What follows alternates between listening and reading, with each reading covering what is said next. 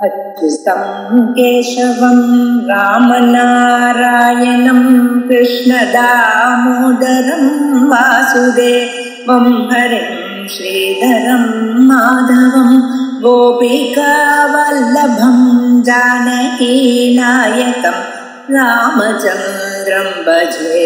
अच्युतं केशवं सत्यभामाधवं माधवं श्रीधरं राधितं इन्दिरामन्दिरं चेतसा सुन्दरं देवकी नन्दनं नन्दजं सन्ददे। श्री गुरुभ्यो नमः।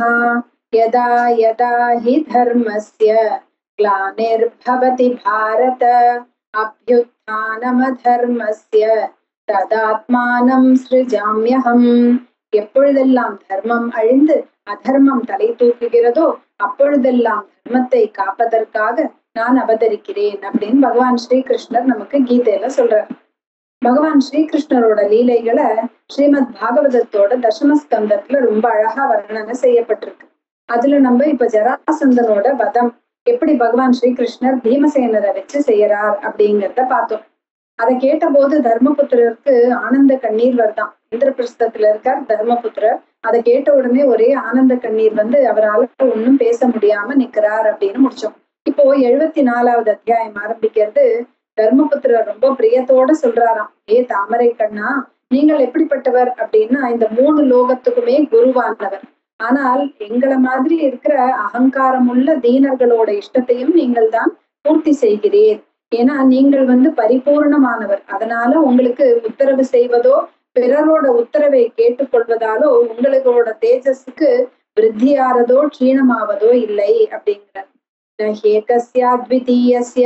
பிரம்மணः பரமாத்மனः கர்மபிர்வர்ததே தேஜः ரசதே ச யதா ரவேஹே. நீங்கள் அத்விதீயா, ஒருவராக இருப்பவர். நீங்களே பிரம்மம், சகல ஜீவர்களுக்கும் நியந்தாவாகிய பரமாத்மா.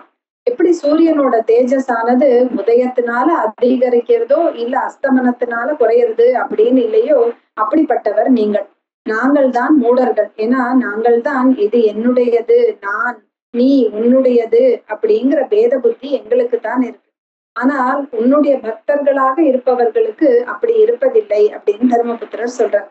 அப்போ தர்மபுத்திரர் இந்த ராஜசூய யாகம் ஆரம்பிக்கணுமே, அதுக்குன்னு உச்சித காலத்துல இந்த வேதாத்தியனம் பண்ணினவர்களை பிராமணர்களை எல்லாம் ஸ்ரீகிருஷ்ணரோட அனுமதியை வாங்கிட்டு ரித்விகர்களாக வரித்தார். யாரையெல்லாம் வரித்தார் ரித்விகர்களாக அப்படின்னு பார்த்தோம்னா, வைபாயனோ பரத்வாஜஹா சுமந்தூர் கௌதமோசிதः வசிஷ்டश्चवनः கண்வோ மைத்ரேயः கவசஸ்திரிதः விஸ்வாமித்ரோ வாமதேவः சுமதிர் ஜைமினிः க்ரதுः பைலः பராசரோ கர்கோ வைஷம்பாயன ஏவ ச அதர்வா கஷ்யபோ தௌம்யः ராமோ பார்கவ ஆசுரிः வீதிஹோத்ரோ மதுச்சந்தா வீரசேனோ கிருதப்ரணः.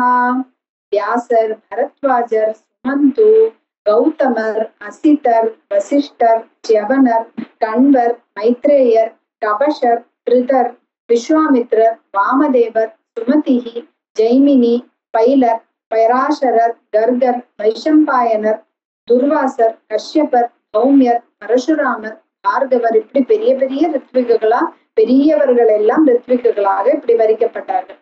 அப்போ பீஷ்மர், துரோணர், கிருபர், திருதராஷ்டிரர், அவருடைய பிள்ளைகள், விதுரர், இப்படி எல்லாரும் ராஜசூய யாகத்துக்காக தர்மபுத்திரர் இந்திரபிரஸ்தத்துக்கு அழைச்சிருந்தார். விதிப்படி தீட்சை கொடுத்து யாகம் ஆரம்பிக்கிறது. யாகத்துக்கு எல்லா தேவர்களும், யக்ஷர்களும், ராட்சசர்கள், கிண்ணறர்கள், சாரணர்கள், கிருஷ்ண பக்தராகிய தர்மபுத்திரன் யாகம் எப்படி இருக்கு அப்படின்னு பாக்குறதுக்காக ரொம்ப சந்தோஷமா எல்லாரும் வந்தார்களாம்.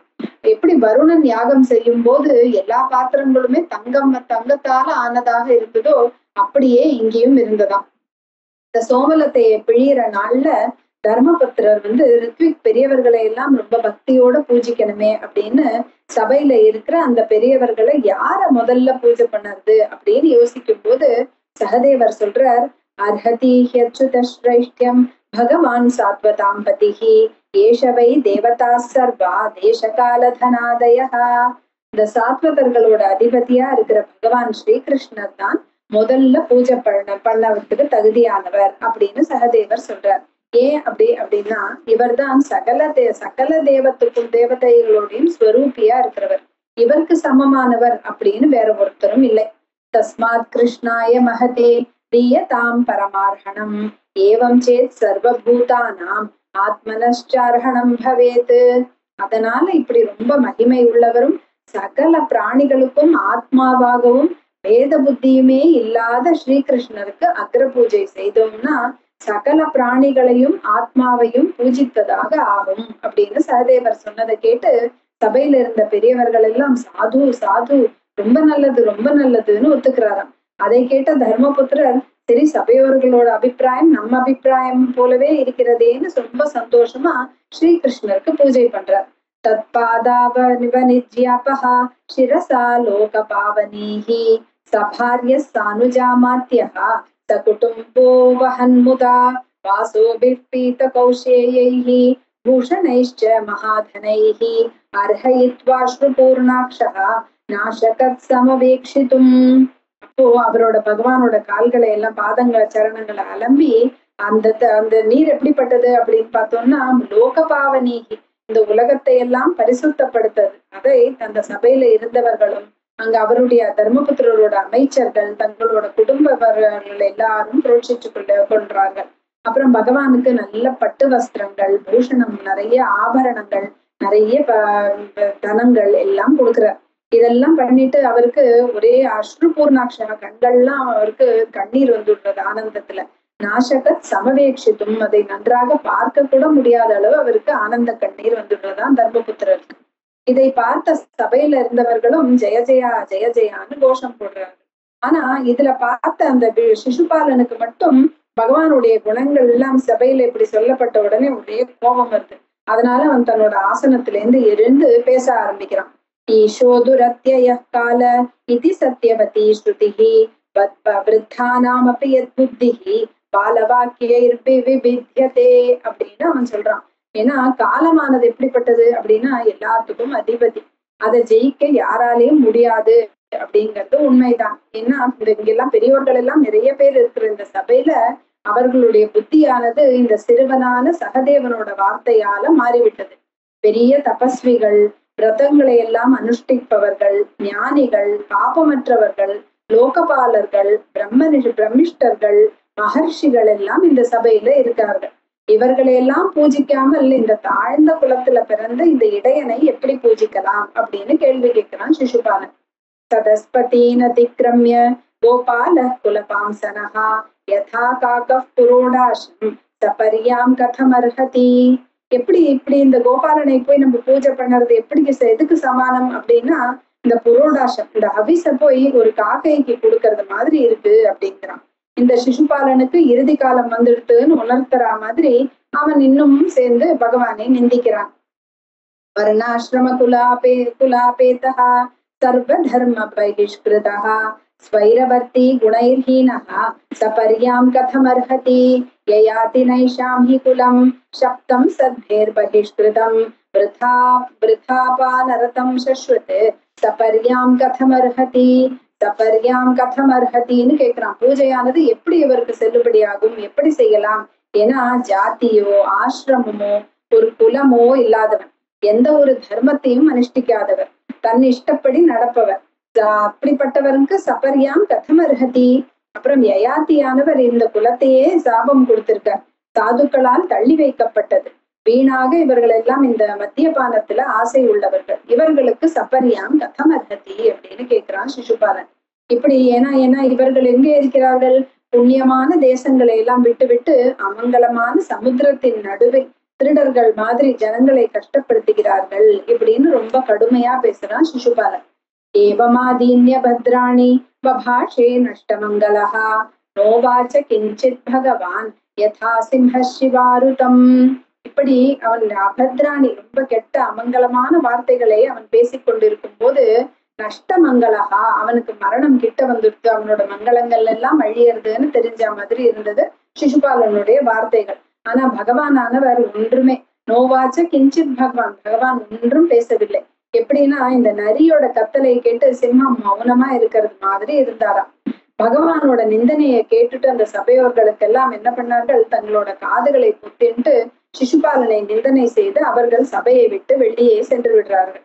நிந்தாம் பகவத ஸ்ருண்வன் தத்பரஸ்ய ஜனஸ்ய வா ததோ நாபைதி யஸ்தோபி யாத்யத சுகிருதாச்சுதஹா. பகவானையோ அவரோட பக்தர்களையோ யாராவது நிந்தனை செஞ்சா, ஏதாவது தப்பா பேசினா அதை கேட்காமல் அந்த இடத்தை விட்டு வெளியே போய்விட வேண்டும். அப்படி இல்லாமல் அந்த இடத்திலேயே இருந்து கேட்டு இருந்தா அவன் புண்ணியத்தை இழந்து விடுகிறான் அப்படின்னு ஒரு தர்மசாஸ்திரத்தை சொல்றாரு இங்க. கடவுளையோ அவரோட பக்தர்களையோ இல்ல குருக்களையோ குருமார்களை எல்லாம் நிந்திக்கிறவர் இருக்கிற இடத்துல நாம் இருக்கக்கூடாது அப்படின்னு.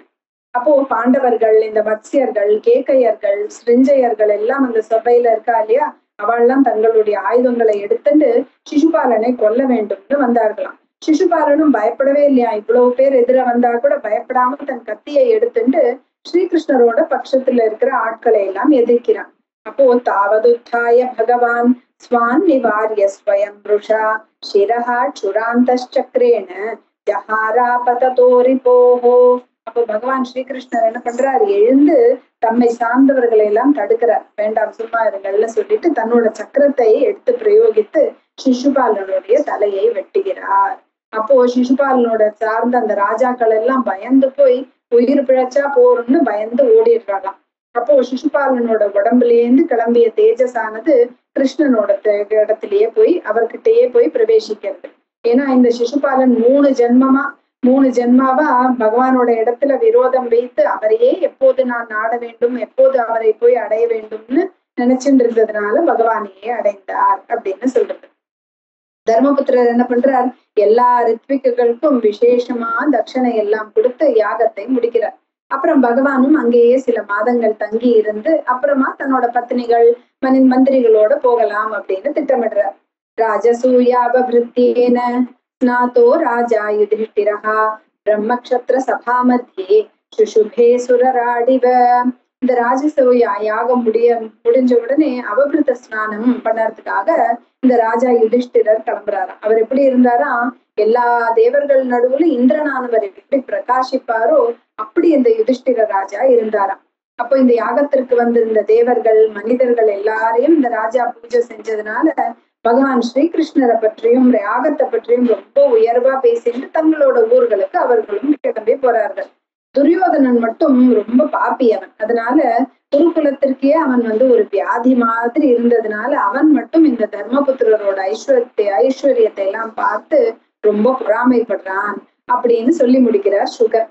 அப்போ இந்த மாதிரி இவர் பண்ணின இந்த ராஜசூய யாகத்தை பத்தி கேட்கறதுனாலையும் அதனால என்ன பலஸ்ருதி அப்படின்னு சொல்லி முடிக்கிறது. இதம் கீர்த்தயேத் விஷ்ணோஹோ கர்ம சைத்யவதாதிகம் ராஜமோக்ஷம் விதானம் ச சர்வ பாபை பிரமுச்சியதே.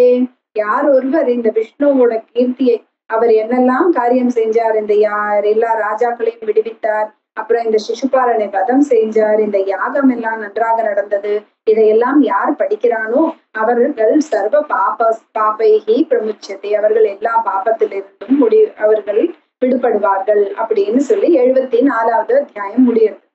இப்படி சுகர் சொன்ன உடனே 75வது அத்தியாயம் ஆரம்பிக்கிறது. பரீட்சித் ராஜா கேட்கிறார். ராஜோவாச்ச அஜாத சத்ருஸ்தம் திருஷ்ட்வா ராஜசூய மகோதயம் சர்வே முமுதிரே பிரம்மன் ரிதேவாயே சமாகதாஹ துரியோதனம் வர்ஜயித்வா ராஜான சர்ஷயசுராஹ இதி ஸ்ருதம் நோ பகவன் தத்ர காரணம் உச்யதாம். ஜாத சத்ரு, ஒரு சத்ருவே இன்னும் பிறக்கல இந்த யுதிஷ்டிரர். அப்படி அவர் இந்த பெரிய ராஜசூய யாகம் பண்ணும்போது எல்லோரும் சர்வே முமுதிரே, எல்லாரும் சந்தோஷப்பட்டார்களே. ஆனா இந்த துரியோதனன் மட்டும் ஏன் அவன் இப்படி பொறாமைப்பட்டான், அதற்கு காரணம் சொல்ல வேண்டும் அப்படின்னு பரீட்சித் கேட்கிறார். அப்போ அவன் பொறாமை, இப்ப என்னத்துக்காக பொறாமைப்படணும், இவனும் ராஜாதானே, இவனுக்கும் ஐஸ்வர்யங்கள் இருக்கேங்கிறதுக்கு காரணம் கேட்கிறார்.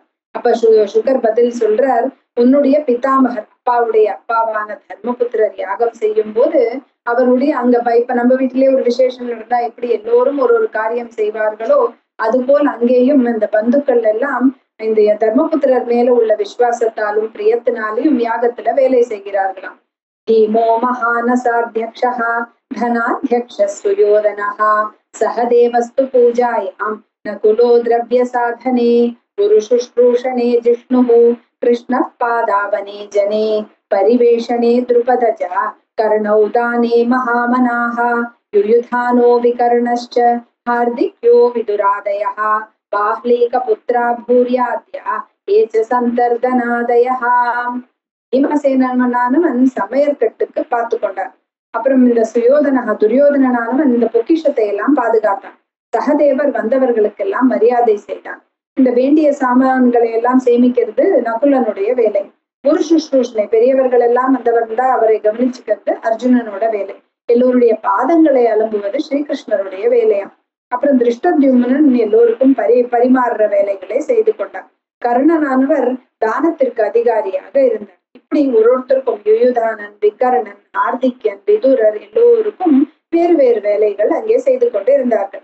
அப்புறமா கங்கையில அவபிருத்த ஸ்நானம் நடக்கிறது, ரொம்ப நன்றாக நடக்கிறதாம்.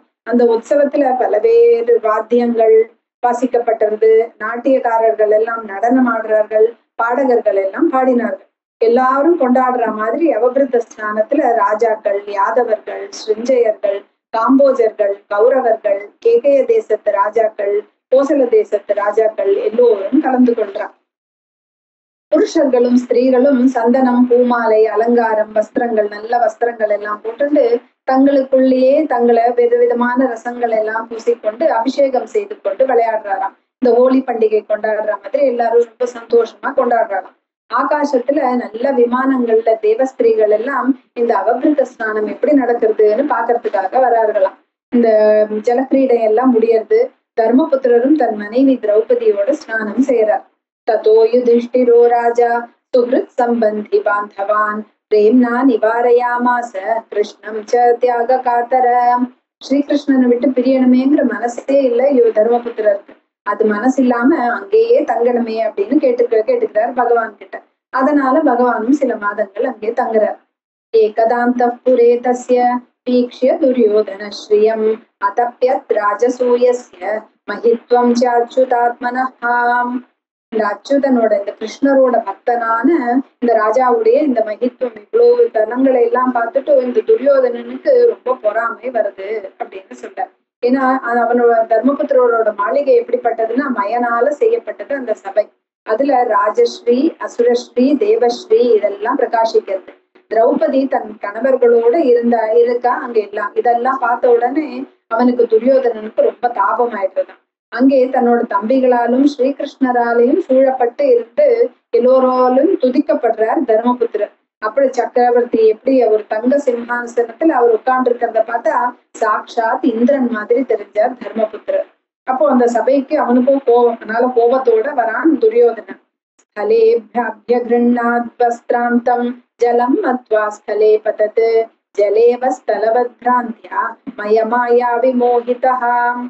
மயமாயா விமோகிதா, மயனுடைய இந்த மாயையால கட்டப்பட்ட அந்த சபையில தலே ஜலம் மத்வா, எங்க தலம் இருக்கோ அங்க ஜலமோ அப்படின்னு நினைச்சு வஸ்திராந்தம் அபியகிருண்ணத்து, அவனோட தன் துணியோட கடைசி நுனியை எடுத்து தூக்கி பிடிச்சுக்கிறான், நினைஞ்சிடுமோ அப்படின்னு தூக்கி பிடிச்சுட்டு மெதுவா நடக்கிறான். ஜலே ஸ்தலம் பிராந்தியா பதத், ஜலம் இருக்கிற இடத்துல அது தலம் தான் நினைச்சிட்டு அதுல போய் விழறான். அவன் அப்படி விழுந்த உடனே ஜஹாச பீமஸ்தம் திருஷ்டுவா ஸ்திரியோ நிருபதையோ பரே நிவாரியமானா அப்யங்க ராஜ்ஞா கிருஷ்ணானுமோதிதாக. அதை பார்த்த பீமர், மற்ற ராஜாக்கள், அவர்களுடைய பத்தினிகள் எல்லோரும் எல்லோரும் சத்தமா சிரிக்கிறாளாம். அப்போ ராஜாவானவர் நிவாரியமான, வேண்டாம் அப்படி செய்யாதீர்கள்னு தர்மபுத்திரர் தடுக்கிறார். ஆனா பகவான் ஸ்ரீகிருஷ்ணர்னால ஆமோதனம் செய்யப்படுறதுனால எல்லோரும் சிரிக்கிறார்கள். இதனால ரொம்ப தலைக்குனிவு ஏற்பட்டு ரொம்ப கோபத்தோட துரியோதனன் ஹஸ்தினாபுரம் போயிடுறான். துரியோதனனுக்கு இந்த பிரமமும் பகவானுடைய பார்வையாலதான் ஏற்படுறது. பகவான் நினைச்சதுனாலதான் அவனுக்கும் இந்த பிரமையானது வருது. எதுக்காக அப்படின்னா பகவான் இந்த பூபாரத்தை ஒழிக்கணுமே அப்படிங்கிற தீர்மானத்தினால அவர் ஒன்னும் சொல்லாமல் இருந்தார். அப்ப சுகர் சொல்லி முடிக்கிறார், ஏ ராஜன்னு, நீ எதை கேட்டையோ, எதனால அவருக்கு இப்படி ஆச்சுன்னு கேட்டையோ, அந்த பெரிய ராஜசூய யாகத்துல துரியோதனனோட கெட்ட எண்ணம் பற்றி நான் இப்பொழுது சொன்னேன் அப்படின்னு சொல்ற. இப்படி 75வது அத்தியாயம் முடியாது. 76வது அத்தியாயம் ஆரம்பிக்கிறது சுகரை ஆரம்பிக்கிறார். சொல்றார், சுக உவாச்ச அதான்யதபி கிருஷ்ணஸ்ய ஸ்ருணு கர்மாத்புதம் நிருப கிரீடா நரசரீரஸ்ய யதா சௌபபதிர்ஹதஹ. ஹே நிருப, ஹே ராஜனே, இந்த கிரீடா நரசரீரஸ்ய லீலைகள் செய்வதற்காகவே மனித உடல் தாங்கிய அந்த கிருஷ்ணனுடைய அற்புதம் கர்ம, நிறைய அற்புதமான செய்கைகளை எல்லாம் கேள், நான் சொல்கிறேன். ஏன்னா மயன்னால செய்யப்பட்ட இரும்பாலான இஷ்டம் போல போகக்கூடிய சக்தி வாய்ந்த சௌபம் அப்படிங்கிற பட்டணத்துக்கு அதிபதியான சால்வராஜன் யதாஹதக எப்படி கொல்லப்பட்டான் அப்படிங்கறத நான் சொல்றேன், அதை கேளு அப்படிங்கிற. சிசுபாலனுடைய நண்பன் அந்த சால்வராஜன் ருக்மிணியோட கல்யாணத்தின் போது பகவானால ஜெயிக்கப்பட்டான். அப்பொழுது எல்லோரும் கேட்டு கொண்டிருக்கும் போது அவன் சொன்னானா, பூமியில யாதவர்கள் இல்லாம செய்கிறேன், மம பௌருஷம் பஷ்யத அப்படின்னு சபதம் செய்யறான். நான் செஞ்சு காமிக்கிறேன்னு சபதம் பண்ணியிருக்கான். அதனால அவன் என்ன பண்றான், இதி மூட பிரதிஜ்ஞாய தேவம் பசுபதிம் பிரபும் ஆராத யாமாசன்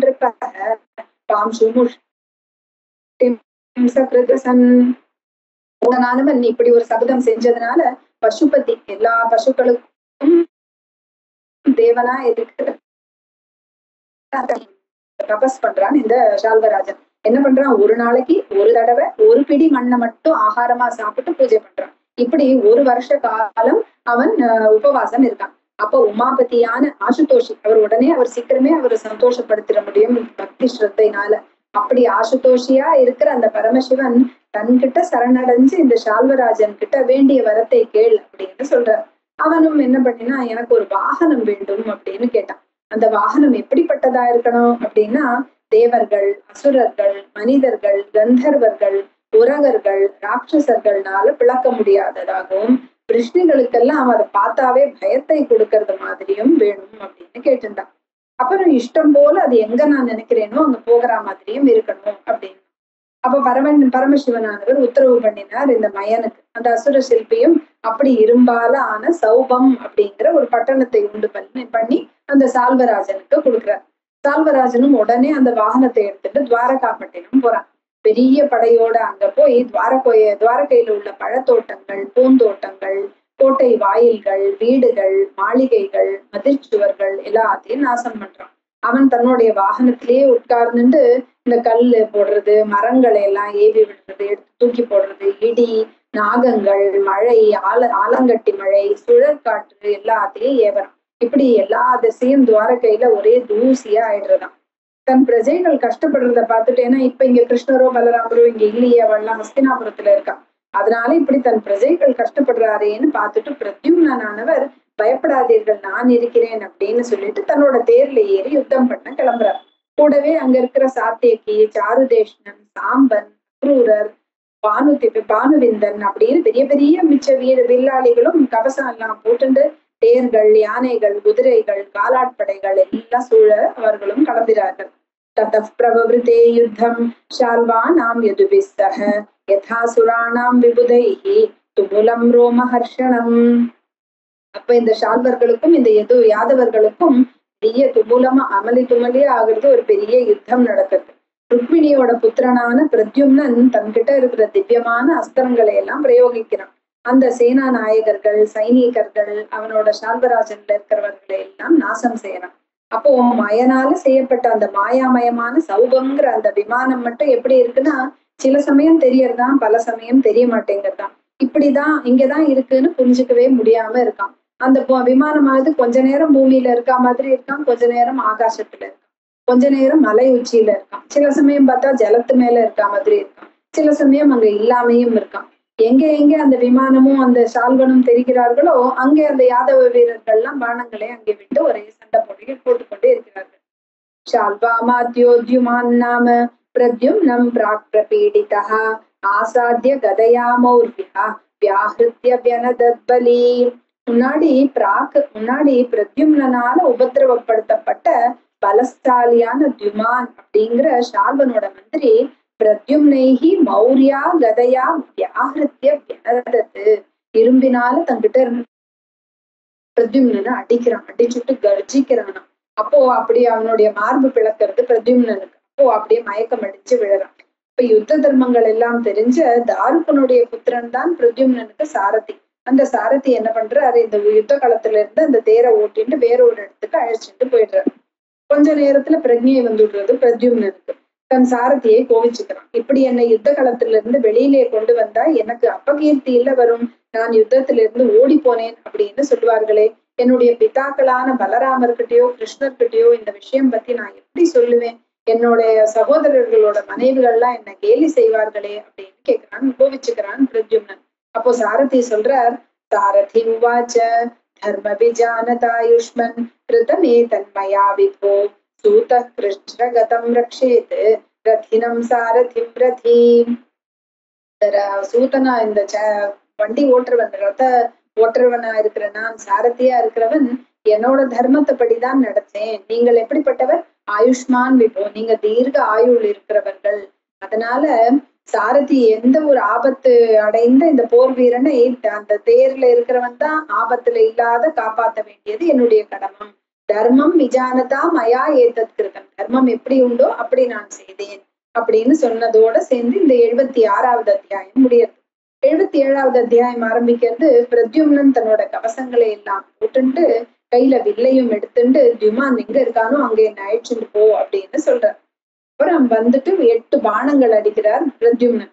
4 குதிரைகளையும், ஒரு பானம் சாரதியும், 2 ஒண்ணு துவஜத்தையும், அவன் கையில இருக்கிற தனுஷையும் அடிச்சுட்டு இன்னொன்னுத்தினால அவன் தலையையும் அடிச்சு கொள்றார் பிரத்யும்னன். இப்படி பயங்கரமான அந்த யுத்தமானது 27 நாட்கள் நடக்கிறது.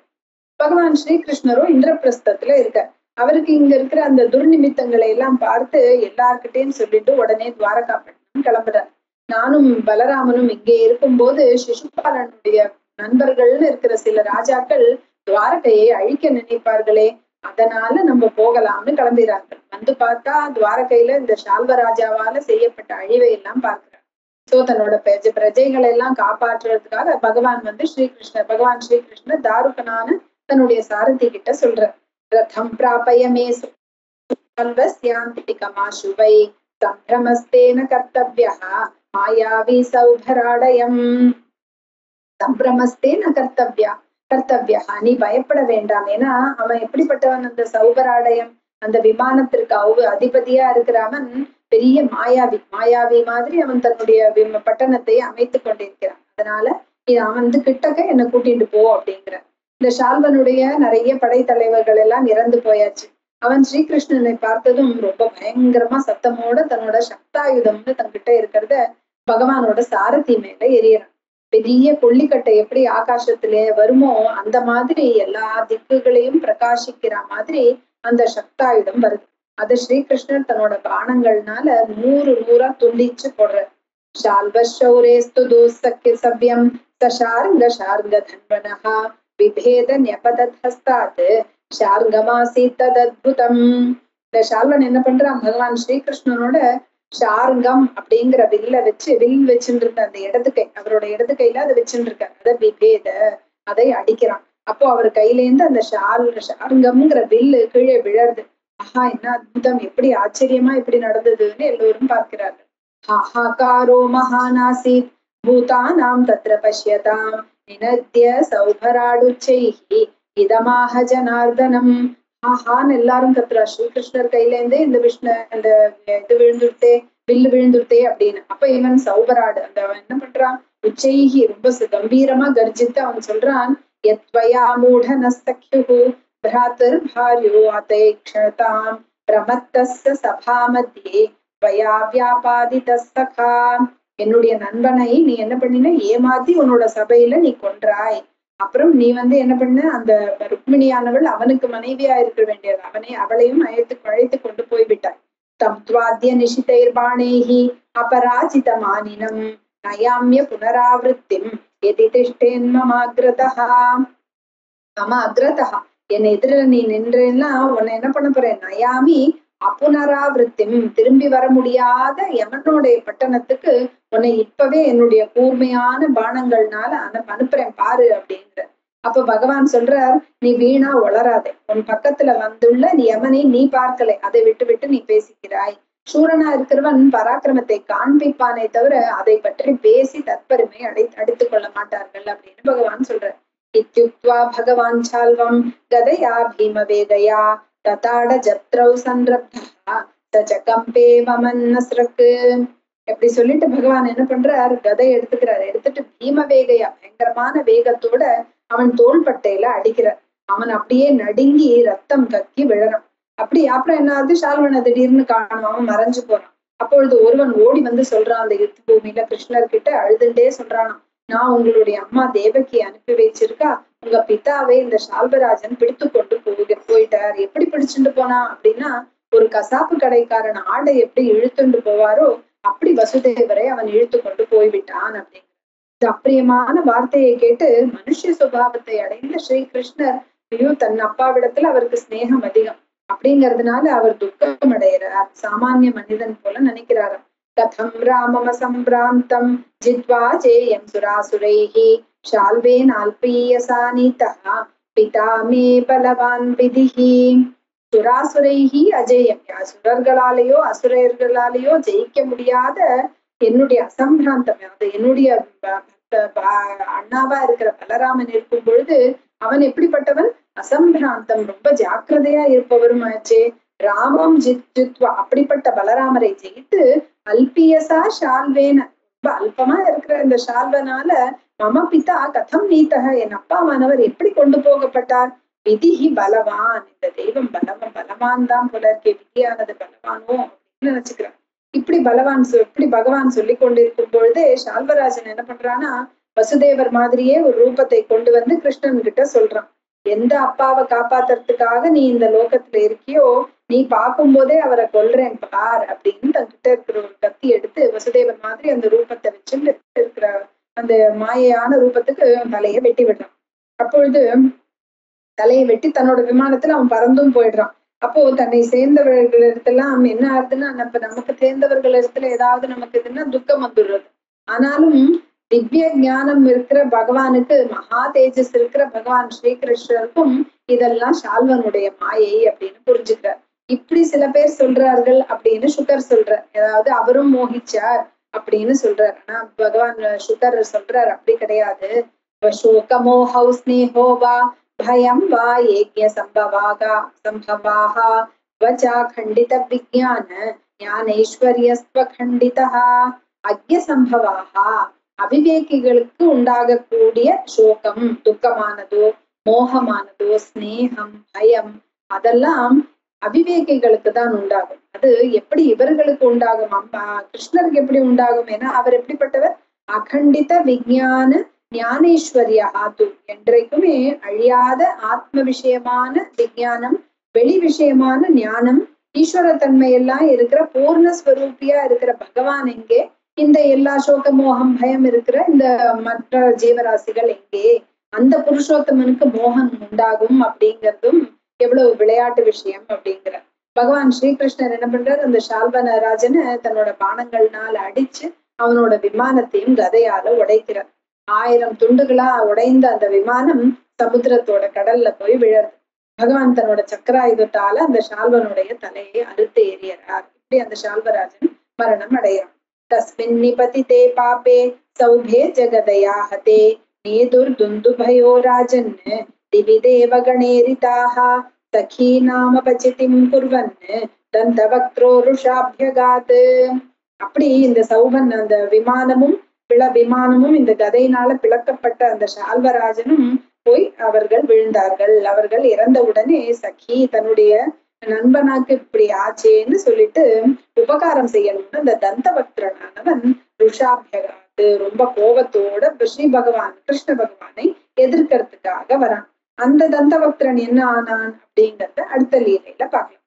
ஸ்ரீ குருப்யோ நமஹ.